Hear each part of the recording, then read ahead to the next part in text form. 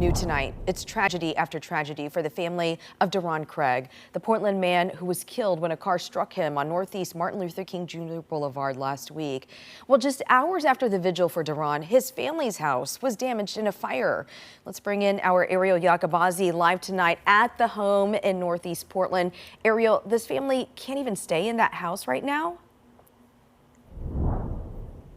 Yeah, Liz, they're actually staying in a hotel for the time being as all the smoke damage is so extensive. Actually, take a look at the damage on the exterior of the building. It actually started, the fire did, to the left of the house and then made its way under the front porch. That will have to be replaced, and the family is still reeling from all this emotional damage that comes with these tragedies as they arrange for DaRon's funeral and burial.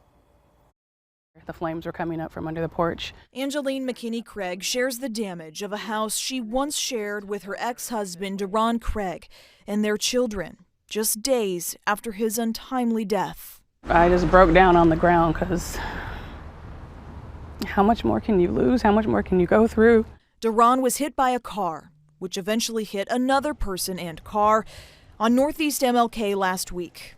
His family says he pushed his son out of the way of the vehicle, saving the boy's life moments before he lost his own. Angeline speaking with me less than a day after his death. I hate that he died this way.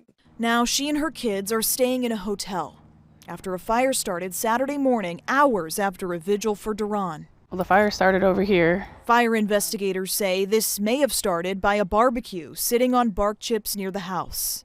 So I went out to the front door, opened the front door, and the second I opened it, smoke just engulfed the whole area. She quickly called 911 and got her kids out safely.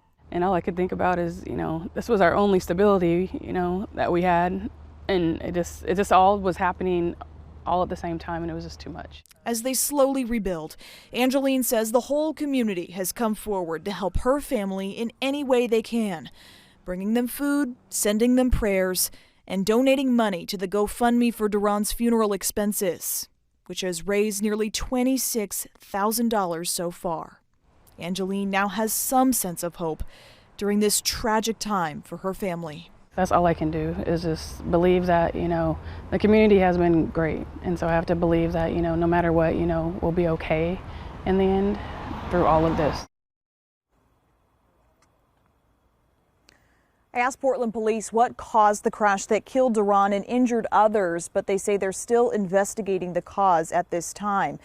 Meantime, the person behind the wheel of the vehicle involved in this crash died in the hospital yesterday.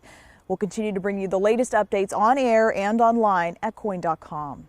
But for now, reporting live in Northeast Portland tonight, Ariel Yakabazi, KOIN 6 News. Yeah, she is just staying so strong. We're all thinking of her and her family. Ariel, thank you.